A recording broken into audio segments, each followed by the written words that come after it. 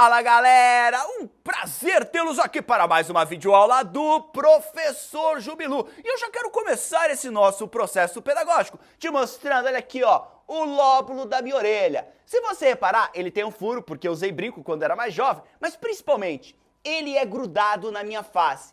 Esse fenótipo é determinado por alelos recessivos. Então eu recebi um alelo recessivo da minha mãe e o outro do meu pai. Se o lóbulo da sua orelha é solto, pelo menos o seu pai ou a sua mãe também tem o lóbulo solto, já que essa característica é determinada por um alelo dominante. Por muitos e muitos anos, os cientistas tentaram explicar como é que as características biológicas passam de uma geração para outra. E coube a Gregor Mendel solucionar esse mistério. Aliás, esse será o grande tema dessa nossa videoaula. Por isso, bota um sangue nesse olho, porque depois da vinheta tem primeira lei de Mendel pra você.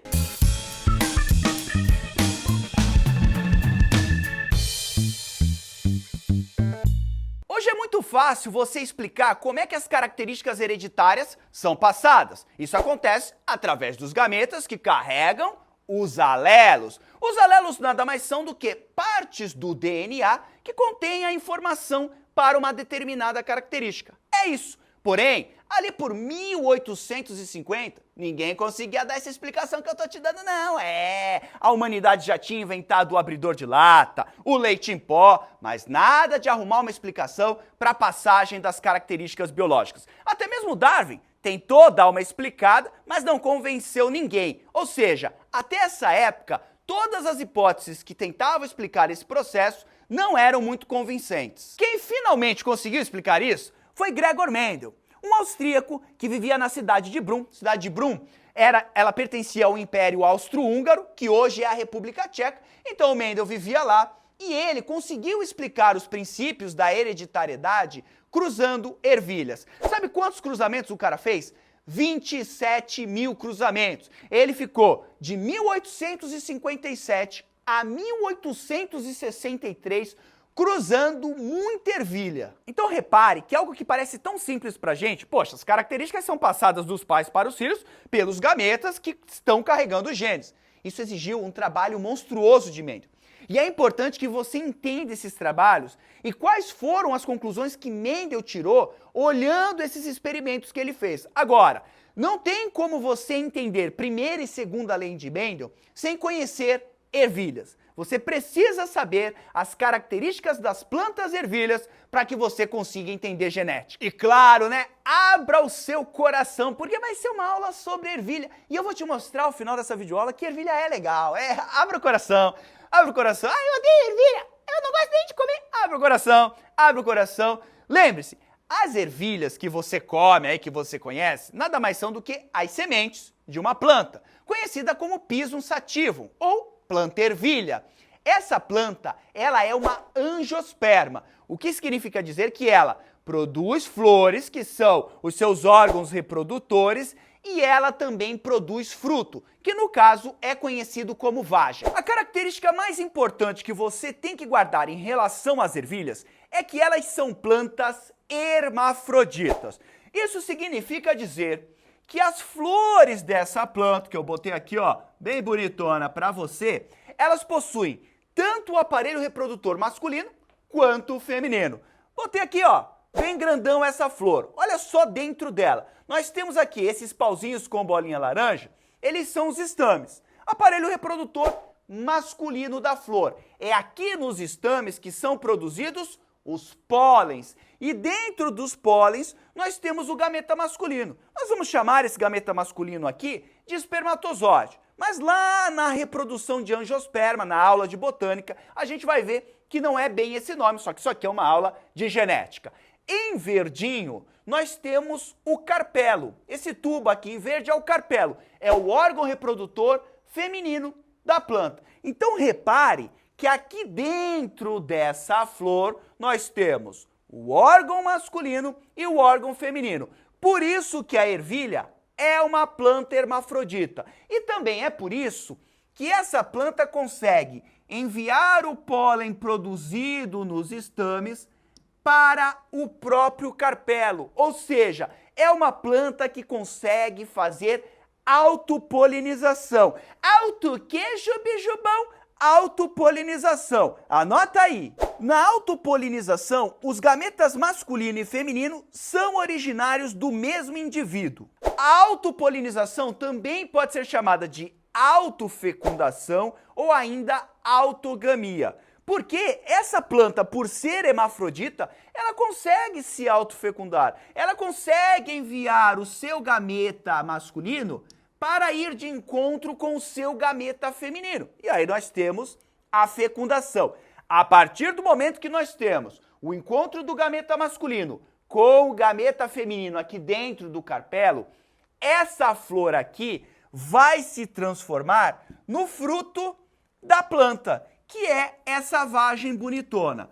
Quando a gente abre o fruto, nós vamos ver que dentro deste fruto nós temos as sementes, que são as ervilhas que você gosta aí de comer. Eu odeio comer ervilha, mas acredito que você goste. Essas ervilhas aqui são os bebezinhos da planta. Oh, cuti-cuti, é o bebezinho aqui, ó. Ué, ué. Cada ervilha dessa, ao ser plantada, vai formar uma outra planta adulta. Agora, um dia, o Mendel estava lá no monastério, tomando uma breja, relaxando, porque os monges fabricavam cerveja, então eles gostavam de tomar umazinha de vez em quando. Ele estava lá refletindo e falou, caramba, eu não aguento mais fazer autopolinização nas minhas ervilhas. Eu não aguento mais ver as minhas ervilhas fazendo amor com elas mesmas. Eu quero que a coisa dê uma variada, eu quero que uma planta ervilha cruze com outra planta. Mas como é que eu posso fazer isso? Se ambas produzem o gameta masculino e feminino, ambas se autopolinizam naturalmente. Mendel teve a seguinte ideia, eu vou castrar uma das plantas. Eu vou cortar o peru delas. Como? Ele chegou aqui com uma tesoura numa das plantas e retirou os estames de todas as flores. Olha aqui, ó. Ele fez isso aqui, ó. Biribicatabamba, tesourou, tesourou. Tcharam! Agora as flores dessa planta só tem carpelo. Elas só produzem óvulo. Aí, olha só que legal. Ele pegou um pincel, passou aqui nos estames, e aí se ele passou o pincel aqui nos estames, o que ele tem no pincel agora? Pólen. E dentro do pólen tem o espermatozoide da planta. E aí ele pegou e ó, biribicatabamba, biribicatabamba, biribicatabamba, passou o pincel aqui no carpelo. E aí nós tivemos dentro dessa flor o encontro do gameta masculino com o gameta feminino. Tivemos a fecundação. Após a fecundação, você, Jubialuno, já sabe, a flor se transforma em fruto, que é a vagem. E dentro da vagem estão os filhos deste casalzinho aqui, que foi cruzado artificialmente por Mendel. Tá aqui, ó, cada ervilha dessa é um filho, como você e os seus irmãos. Ao pegar essa ervilha e botar na terra, o que vai acontecer é que ela vai virar uma plantinha bem bonitinha. Veja aqui que nós não estamos tendo a autopolinização. Aqui a polinização ela é cruzada. Anota aí. Na polinização cruzada, os gametas masculino e feminino são originários de dois indivíduos diferentes. Os gametas são ou não são originários de dois indivíduos diferentes? São. Então aqui nós temos o quê? Polinização cruzada, ou ainda qual outro nome? Fecundação cruzada. Com isso aqui, o Mendel agora, ele tinha duas técnicas possíveis. Ele poderia permitir que a sua planta ervilha ficasse se autopolinizando, mas também, se ele quisesse, ele teria agora o poder de cruzar uma planta ervilha com a outra. Na verdade, o Mendel começou seus estudos de genética usando ratinhos. Ratinhos. Só que ratinho é Come on baby let my fire o tempo todo.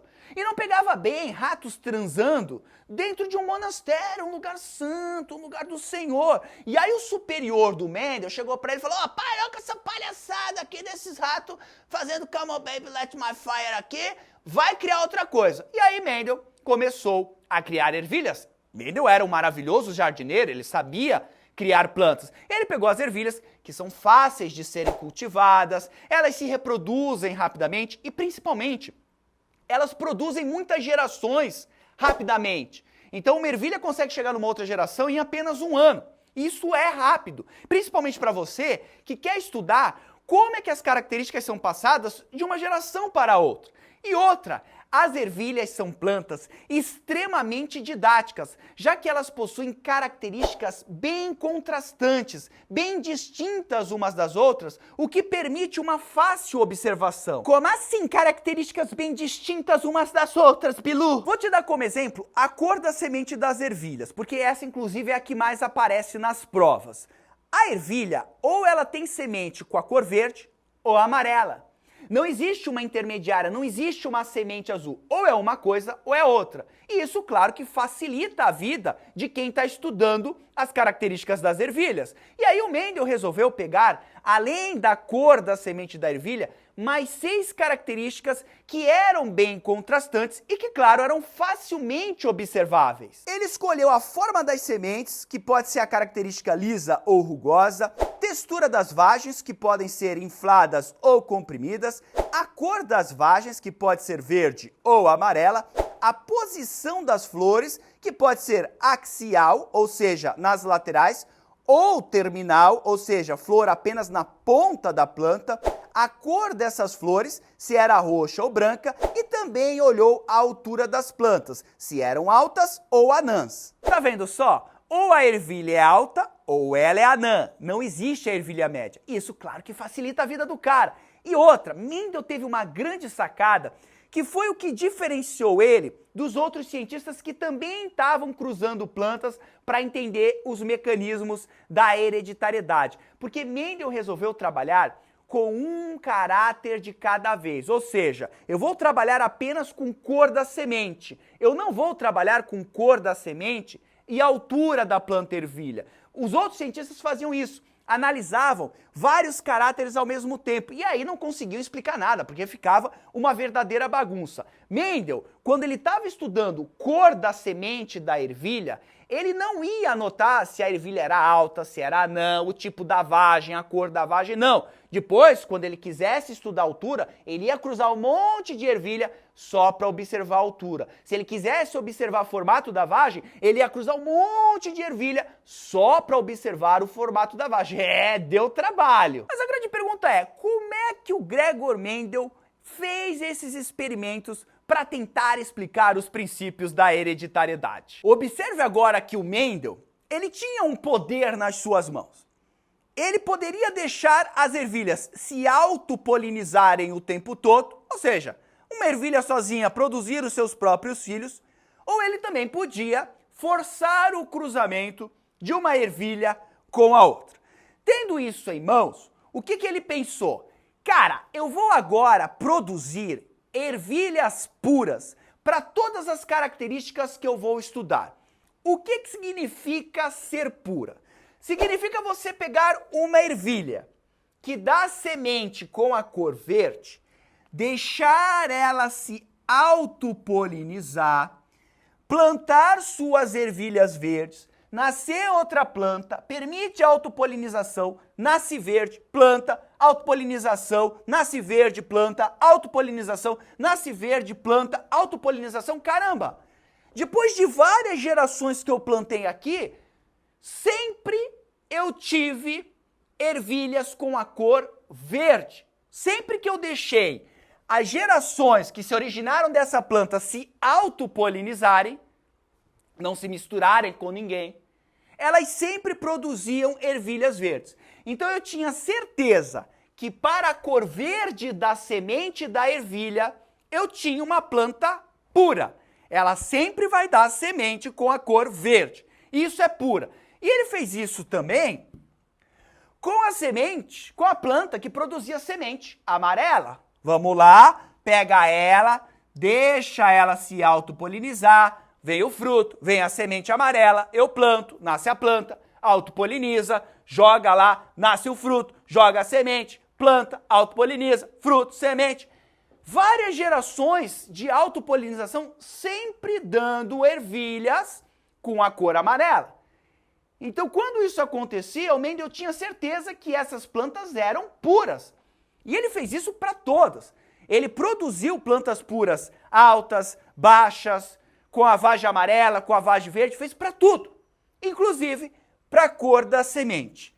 E aí, depois de alguns anos, ele tinha plantas que com certeza eram puras. E aí que veio a grande sacada. Mendel, um dia de noite, estava lá jantando com seus amigos monges, aquela breja gostosa, gelada, e de repente estava lá todo mundo, high frozen, ele bateu na mesa e falou, amanhã, quer dizer, tomorrow, subiu na mesa, tudo, galera, o Mendel vai falar, tomorrow, não que ele falava alemão, Honeyholstenstein, que é amanhã em alemão, né? Não é não, mas Honeyholstenstein, Honey go, honey hey, hello. Ele falou o seguinte, vou traduzir para você.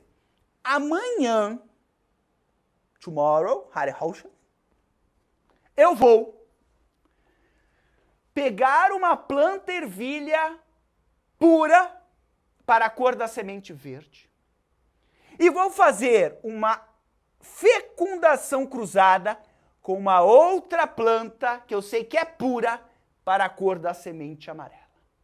Eu vou cruzar uma planta com semente verde pura com uma planta que produz semente amarela pura e vou ver no que vai dar. E aí, no dia seguinte, Mendel acordou cedo, deu sua corridinha e aí, olha só, aquele esqueminha, tirou os estames daqui, passou o pincel aqui nos estames, pegou o pólen e ó, jogou o pólen nessa flor aqui. O gameta masculino daqui se encontrou com o gameta feminino aqui. Tivemos a fecundação e quando nós temos fecundação em plantas angiospermas, o que nasceu? Nasceu o fruto.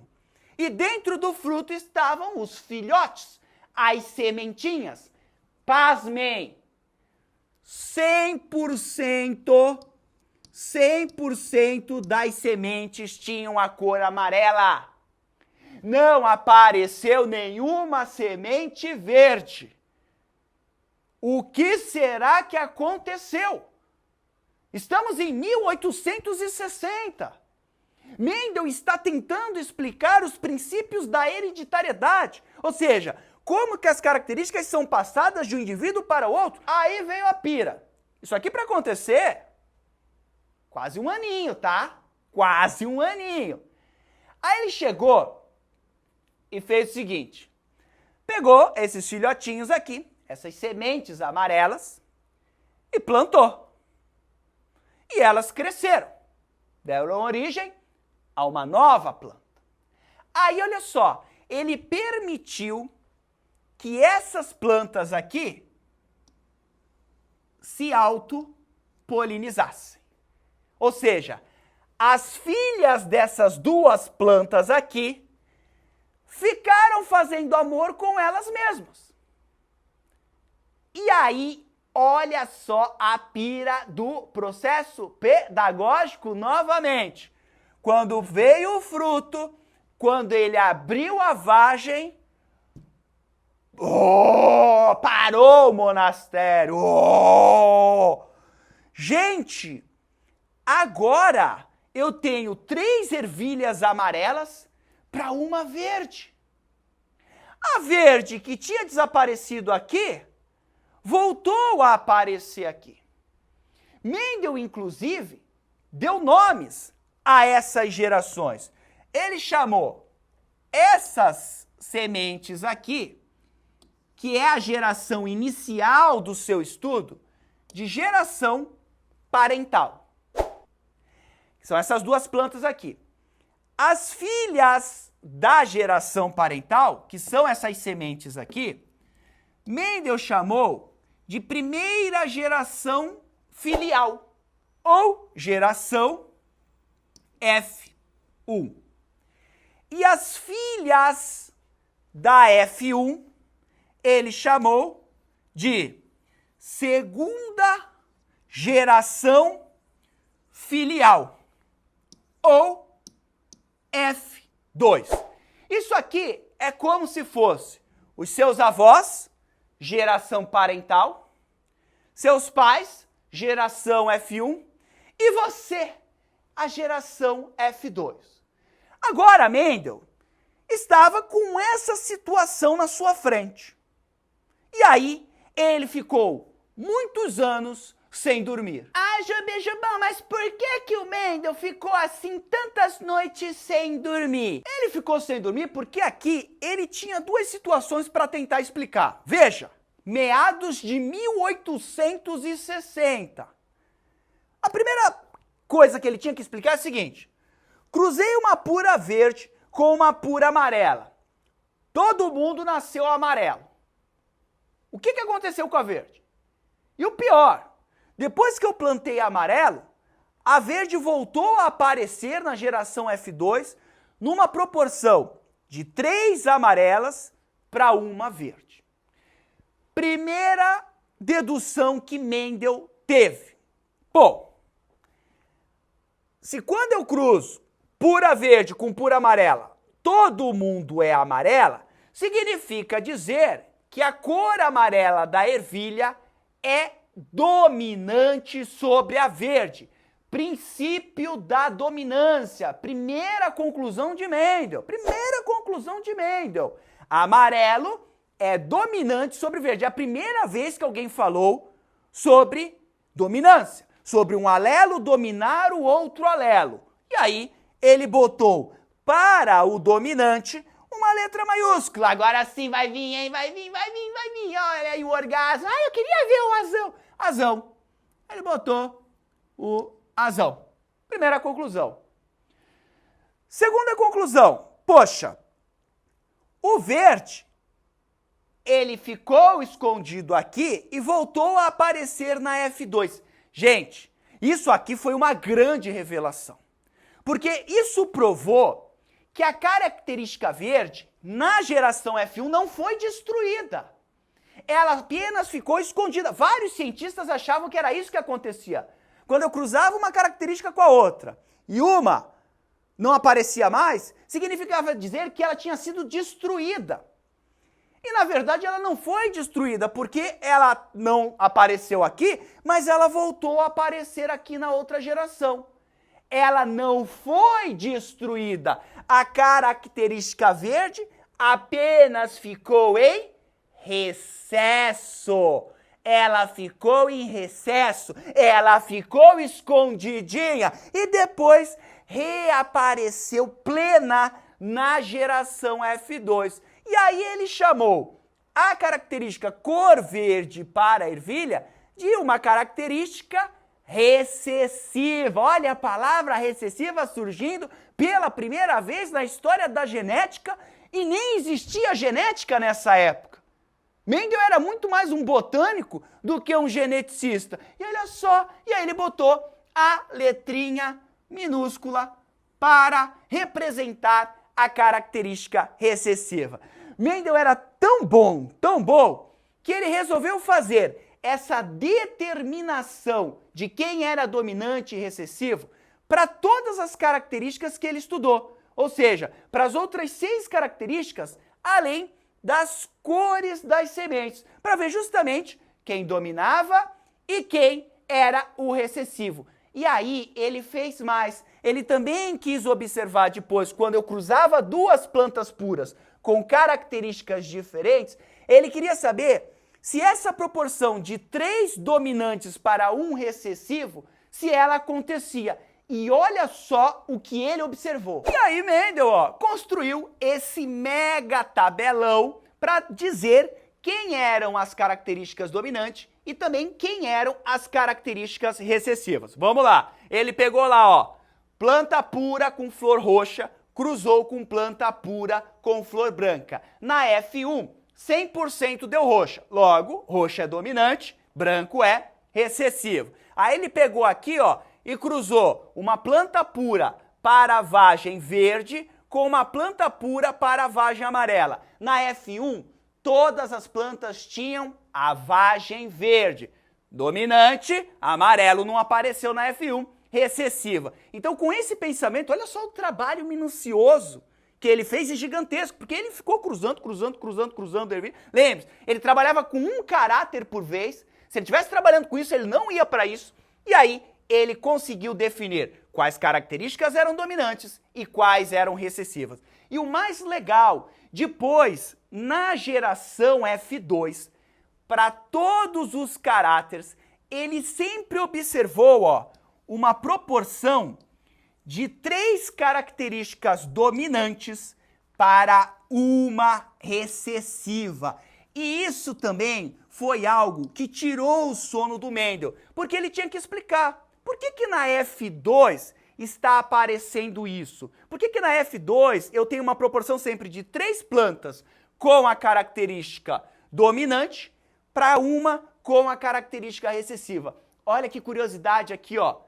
Na cor da ervilha amarela e verde, na F2 ele conseguiu 6.022 ervilhas com a cor amarela, opa, deu uma deslizada aqui, para 2.001 ervilhas com a cor verde. Proporção de 3 para 1, mas olha só, 8.000 ervilhas, o cara analisou 8.000 ervilhas. Gente, isso aqui, tem que respeitar bem, isso aqui é um trabalho monstruoso. Experimentos terminados, Mendel já tinha descoberto quais características eram dominantes e quais eram recessivas. Isso já era um grande feito naquela época. Mendel poderia ter parado ali, mas ele seguiu adiante. Ele continuou analisando os resultados dos seus experimentos para ver se ele conseguia tirar mais algumas deduções. O mais interessante, que você nunca pode esquecer, é que o Mendel aqui, ele está tentando explicar como é que as características são passadas dos pais para os filhos. Os princípios da hereditariedade. É isso que ele está tentando fazer. Ele começou a olhar e ele viu o seguinte, caramba, cruzei uma pura verde com uma pura que produz ervilha amarela, nasceu todo mundo aqui amarelo. Aí depois eu plantei essas ervilhas e nasceu ervilha amarela com verde. Para eu ter esse resultado na F2, é óbvio que cada caráter tem que ser definido por 2 fatores, ou seja, por 2 alelos. Nesse caso, o caráter cor da semente vai ser definido pelos fatores semente amarela e semente verde. Esses fatores nada mais são do que partículas. Na verdade, os alelos são partes do DNA que contêm a informação ou para a ervilha ser amarela ou para a ervilha ser verde. Até esse momento, ele sabia que a verde era recessiva e que amarelo era dominante. Mas ao observar isso aqui, ele percebeu que essa informação está em dose dupla. Então esse cara aqui é azinho, azinho. E esse aqui, azão, azão. Porque se não fosse em dose dupla, se eu tivesse um único fator com a informação para a característica cor da ervilha, como é que eu teria 2 cores aqui? Sacou? E foi isso que ele sacou lá em 1860.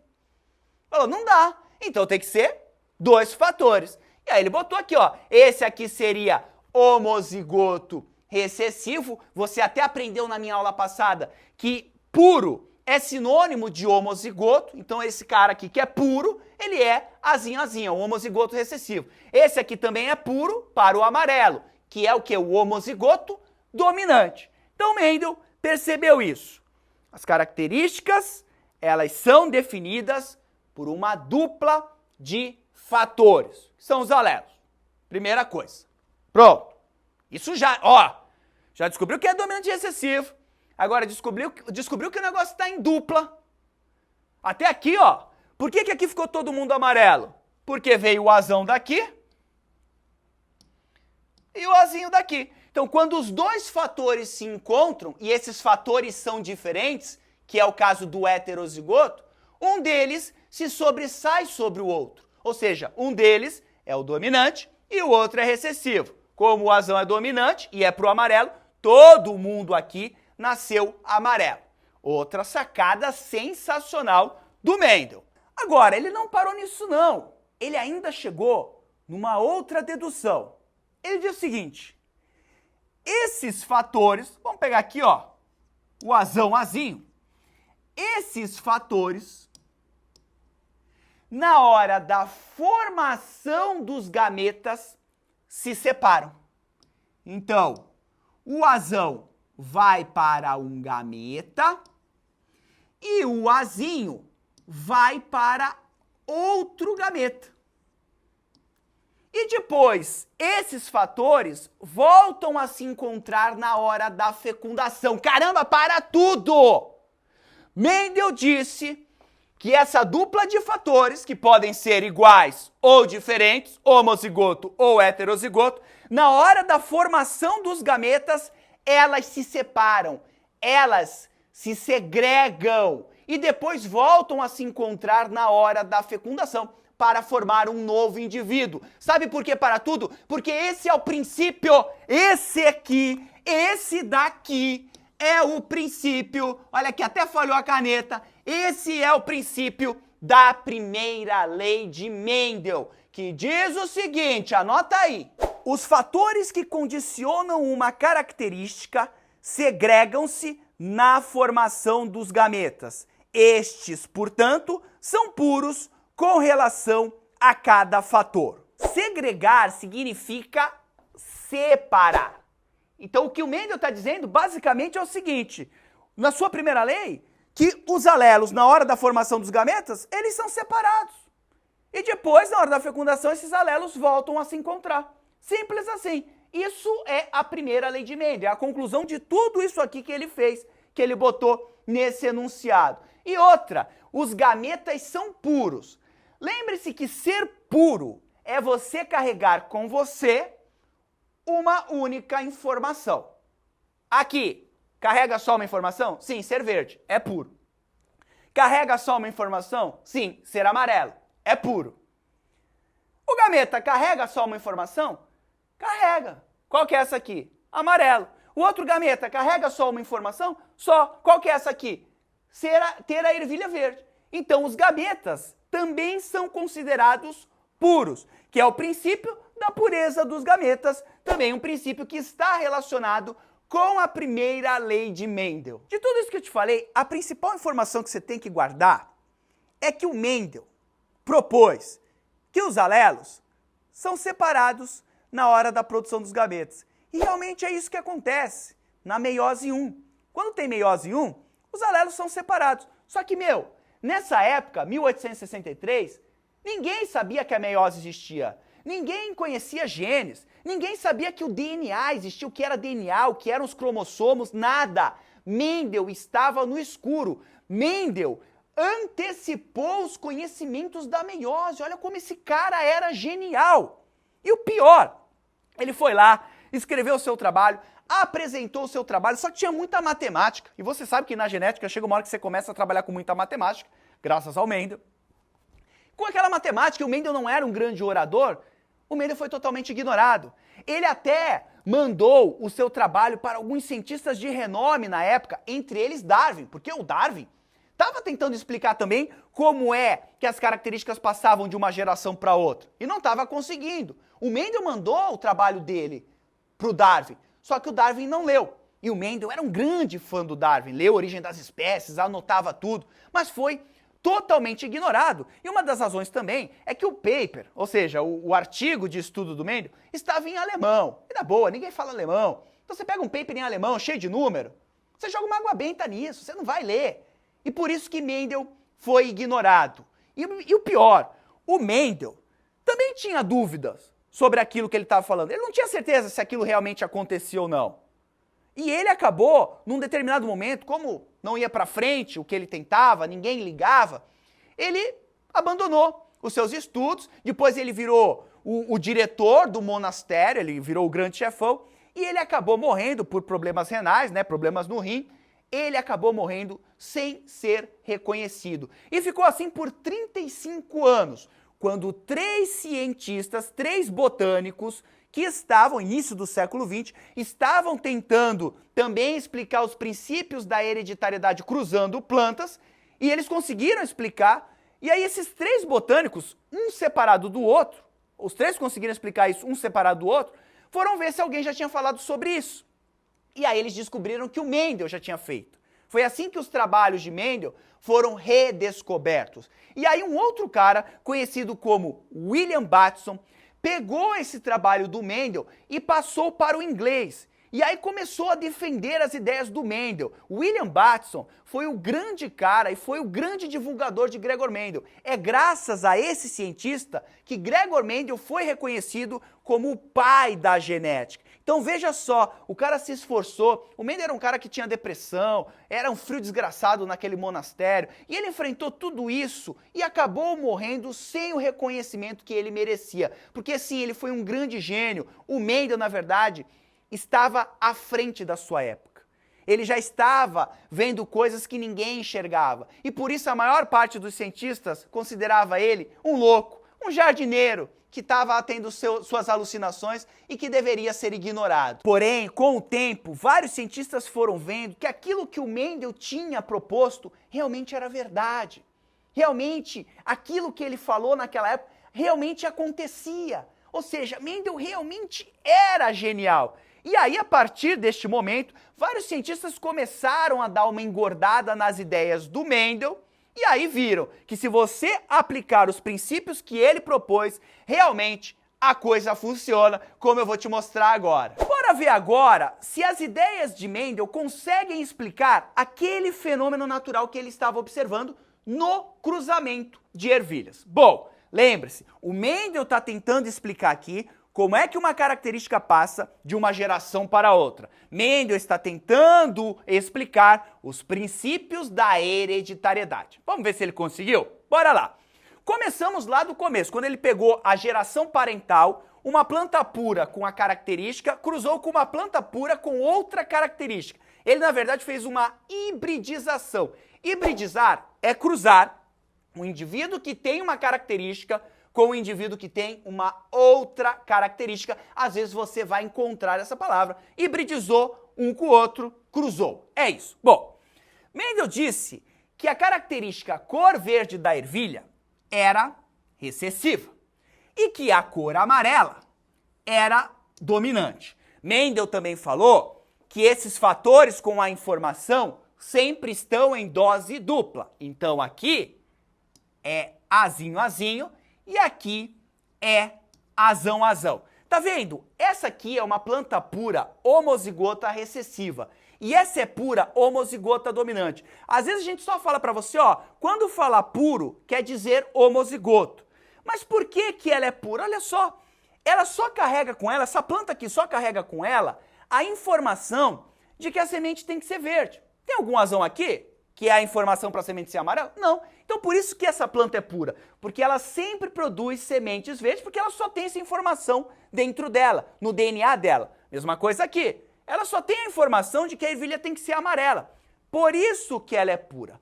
Quando Mendel fez essa hibridização, ou seja, esse cruzamento, nós tivemos a F1, onde todo mundo nasceu amarelo. Vamos lá. Mendel chegou. Vamos pegar agora, ó, as ideias do Mendel e aplicar nesse quadro de Pinet que foi criado depois, no futuro, por um cara chamado de Pinet. Pinet, o nome do cara era Pinet. E ele era o estagiário do Bateson, William Bateson, que divulgou as ideias do Mendel. Ele que deu uma encorpada aqui para tentar explicar isso. Vamos lá. Mendel disse que os fatores, na hora da formação dos gametas, são separados. Bom, a ervilha verde, a planta verde, é azinho, azinho. Na hora da formação dos fatores, metade dos gametas vão carregar o azinho, a outra metade azinho. Na verdade, todo mundo está carregando o azinho. A mesma coisa para o amarelo. Essa planta aqui, ela é azão, azão. Se seguirmos as ideias do Mendel, esse azão vem para os gametas, o outro azão vai para cá. Na verdade, todos os gametas também estão carregando o azão. Bom, vamos cruzar isso aqui. Se esse óvulo se encontrar com esse espermatozoide, azão, azinho. Se esse cara aqui se encontrar com aquele, azão, azinho. O quadro de Pinet é justamente para calcular a possibilidade de encontros dos gametas. Então, ó, o gameta que carrega o azão, ele pode se encontrar com esse gameta aqui. O indivíduo gerado vai ser genótipo azão, azinho. E esse pode se encontrar com esse. Também teremos aqui um azão-azinho. Caramba! Nessa primeira situação, todos os filhos vão ser azão-azinho. E nós sabemos que o azão dá a cor amarela e que ele é dominante. 100% azão-azinho, 100% ervilhas com a cor amarela. Gente, não foi o que aconteceu? Ó, 100% das ervilhas, todas elas amarelas. Olha só, a explicação está aqui. Então, realmente, se a gente pegar as ideias do Mendel, aplicar no quadro de Pinet, a gente consegue explicar por que que todas as ervilhas ficaram amarelas. Porque todas elas receberam um azão. E o azão tem a informação para a ervilha ser amarela. Ou seja, a primeira situação, se eu usar as ideias de Mendel, está explicado. Agora vamos para a segunda situação, que é quando Mendel pegou as filhas da geração parental, que são a geração F1, plantou e deixou elas se autopolinizarem, e aí nós tivemos 3 ervilhas amarelas para uma verde. Tivemos essa proporção. Vamos lá de novo. Nós já vimos que aqui é azão-azão, e essa planta toda no seu DNA é azão-azão, aqui é azinho-azinho. Fizemos o cruzamento, descobrimos, ou melhor, confirmamos, que todas essas ervilhas são azão-azinho, cruzamos lá, usamos o quadro de Pinet, e aí conseguimos explicar por que que todo mundo é amarelo aqui. Aí, o que que o Mendel fez? Pegou essa ervilha que é azão-azinho e deixou ela crescer. Isso significa dizer, essa planta aqui, ela é uma dessas ervilhas que se desenvolveu. Ou seja, o genótipo para a cor da semente aqui é azão-azinho. Olha só, vamos lá de novo pegar o quadrinho de Pinet e usar as ideias do Mendel. Essa planta aqui, ela fez autopolinização. Então, ela é azão-azinho.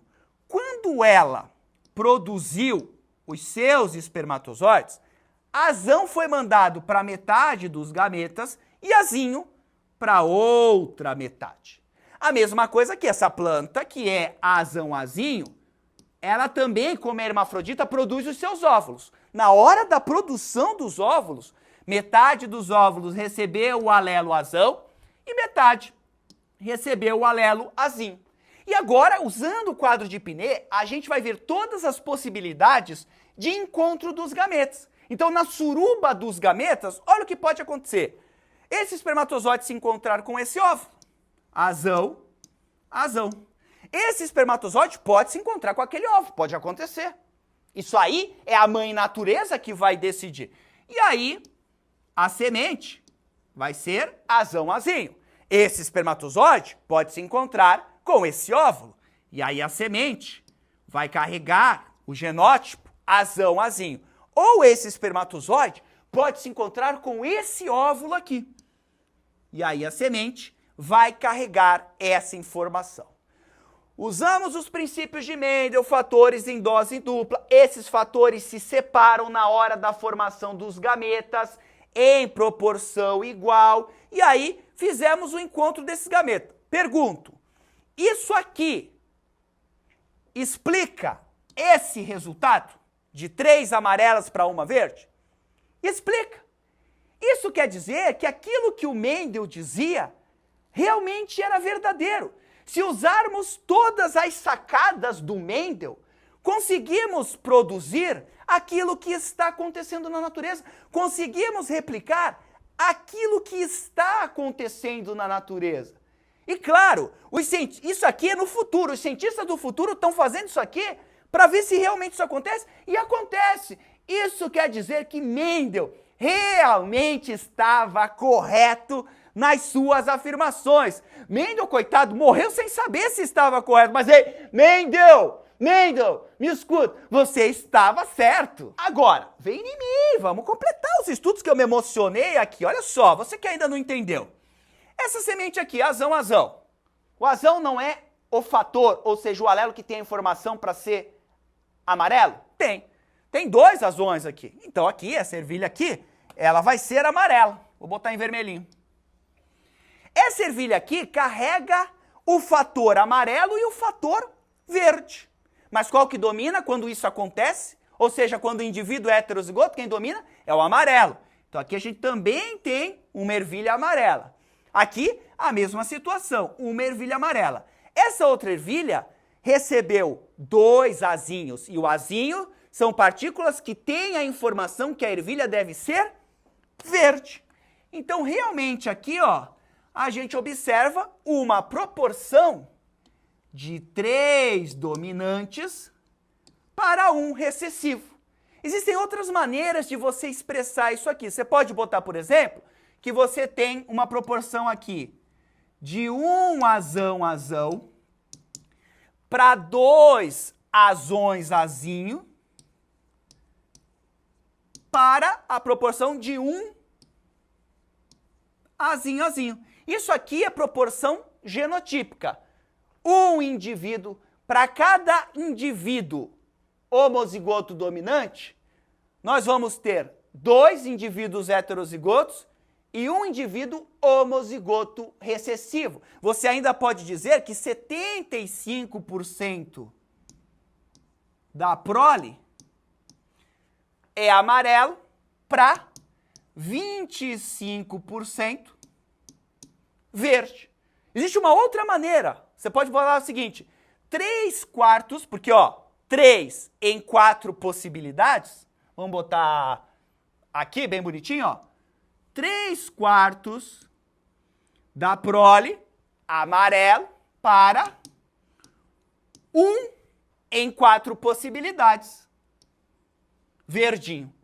Então tudo isso aqui é proporção genotípica, quando você fala da característica é proporção fenotípica, tudo isso aqui são formas de falar a mesma coisa. Que sim, se aplicarmos as ideias do Mendel, conseguimos explicar um fenômeno que está ocorrendo na natureza. Agora, só mais uma informaçãozinha, já vou te liberar.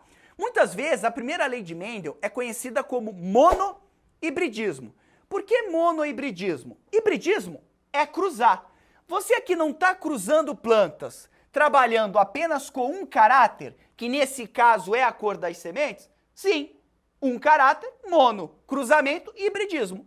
Monohibridismo. Eu faço um monohibridismo para ver as ideias de Mendel acontecerem. Moleza, hein? Então não esqueça que Gregor Mendel, ao lado do Charles Darwin, foi o maior cientista do século XIX. Os trabalhos desses dois caras mudaram não só a história da biologia, como a história da ciência. Não esqueça quais conceitos estão dentro dos experimentos de Mendel. O primeiro deles, o conceito de dominância e recessividade, e principalmente de que os alelos são separados na hora da formação dos gametas, já que esse é o princípio da primeira lei de Mendel, a lei da segregação. No mais, lembre-se sempre, Mendel é a grande prova de que não existe glória sem sacrifício, não existe sucesso sem você estar disposto a enfrentar as dificuldades,